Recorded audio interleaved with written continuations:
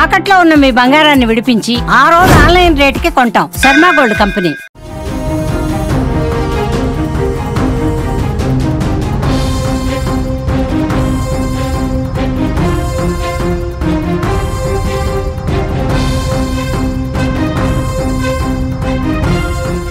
Big breaking news చూస్తున్నాం. తిరుపతి జిల్లాలో పరువు హత్య దుమారం రేపుతున్న సమయంలోనే ఏపీలో మరో పరువు హత్య అంటూ వార్తలు కలకలం రేపుతున్నాయి.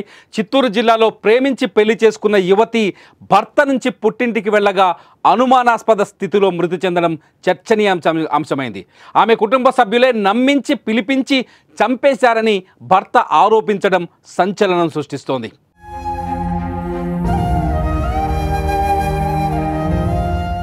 మసీదు మిట్టకు చెందిన యాస్మిన్ భాను పూతలపట్టు మండలంకు చెందిన సాయి తేజ్ 4 ఏళ్లుగా ప్రేమించుకొని ఫిబ్రవరి 9న నెల్లూరులో పెళ్లి చేసుకున్నారు.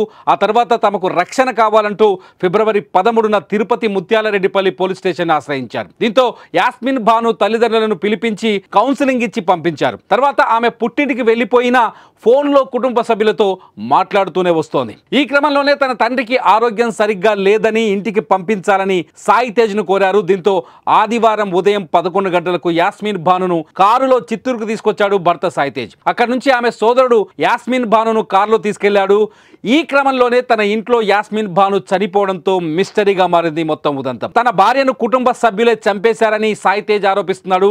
అదే అనుమానంతో పోలీసులకు కూడా ఫిర్యాదు చేశాడు. దీంతో పోలీసులు కేసు నమోదు చేసి దర్యాప్తు మొదలుపెట్టారు.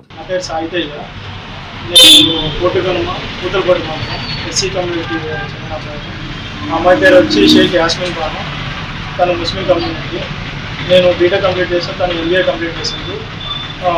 మేము ఇద్దరు 4 years నుంచి ఇష్టపడ్డాము. ఇష్టం కాస్త పెళ్లి వరకు పోయి ఇంట్లో వాళ్ళు పెద్దలు ఒప్పుకోక నెల్లూరుకి వెళ్ళి ఫిబ్రవరి 9th మేము ఇద్దరు పెళ్లి చేసుకున్నాము. తర్వాత 3 రోజుల తర్వాత తిరుపతి డిఎస్పీ సార్ దగ్గరికి వచ్చి సరెండర్ అయ్యాము. సార్ దగ్గరికి వచ్చి అన్నీ మాట్లాడుకొని మీకు మాకు సంబంధం అని చెప్పేసి వాళ్ళ నాన్న చెప్పేసి వెళ్ళిపోయారు. దాన్ని 2వ రోజే మళ్ళీ వాళ్ళ అమ్మ, వాళ్ళ అక్క, వాళ్ళ అన్న వాళ్ళందరూ ఇంటికి వచ్చి అయ్యేది అయిపోయిందని చెప్పేసి మళ్ళీ ఇంటికి వచ్చి మాట్లాడారు.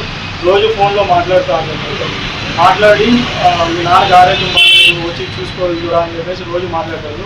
2 రోజుల క్రితం వాళ్ళ అన్న వచ్చాడు. ఒక 2 గంటల సేపు కూర్చొని తీసుకోమంటాను చెప్పేసి ఫోర్స్ చేసి మాట్లాడితే నేను పంపించాను చెప్పేసి చెప్పాను. ఒకవేళ అలా ఉంటే నేను వచ్చి తీసుకువచ్చి నేను చూపించుకొని వస్తాను చెప్పేసి చిత్తూరుకి వచ్చాను. మార్నింగ్ ఒక 11:30కి వచ్చాను. 11:30కి వచ్చి బీసీఆర్ సర్కిల్ దగ్గర ఆ అమ్మాయిని వాళ్ళ అన్న కారులో పంపించి నేను వెళ్ళాను. ఒక అరగంట తర్వాత వాళ్ళ అన్న ఫోను, వాళ్ళ నాన్న ఫోన్ అందరూ స్విచ్ ఆఫ్ వచ్చింది. రాగానే వాళ్ళ ఇంటికి వెళ్ళాను. వాళ్ళ ఇంటికి వెళ్ళేసి అడగగానే వాళ్ళ అక్క వచ్చి గవర్నమెంట్ హాస్పిటల్లో ఉంది, వెళ్ళి చూసుకోకపోని చెప్పి చెప్పారు. మేము అప్పటికప్పుడు గవర్నమెంట్ హాస్పిటల్కి వెళ్ళగానే అక్కడ ఎవరు లేరు. ఎవరో మార్నింగ్ హ్యాంగింగ్ కేసు వచ్చింది వెళ్ళిపోయారని చెప్పి చెప్పారు. తర్వాత మళ్ళీ వాళ్ళ ఇంట్లో వాళ్ళకి కాల్ చేసి వాళ్ళు సరిగ్గా రెస్పాండ్ అవ్వలేదు. మళ్ళీ ఏదో చులకనగా మాట్లాడారు. వెళ్ళి మార్చిలో పడింది, వెళ్ళి తీసుకొని చేసుకున్నారు. మళ్ళీ ఆ తర్వాత మార్చి దగ్గరికి వెళ్ళేసరికి ఆ అమ్మాయి ఫోటో చూపించేసరికి ఆ అమ్మాయి మార్నింగ్ చనిపోయింది, మార్చిలో ఉండాలని చెప్పేసి చెప్పారు. దాని తర్వాత ఇంకో మాది డిఎస్పీ సార్ దగ్గర మాట్లాడాను కాబట్టి డిఎస్పీ సార్ దగ్గరికి వెళ్ళగానే చిత్తూరు సిఐ గారు, ఎస్ఐ గారు వీళ్ళంతా ఫోన్ చేసి మాట్లాడారు.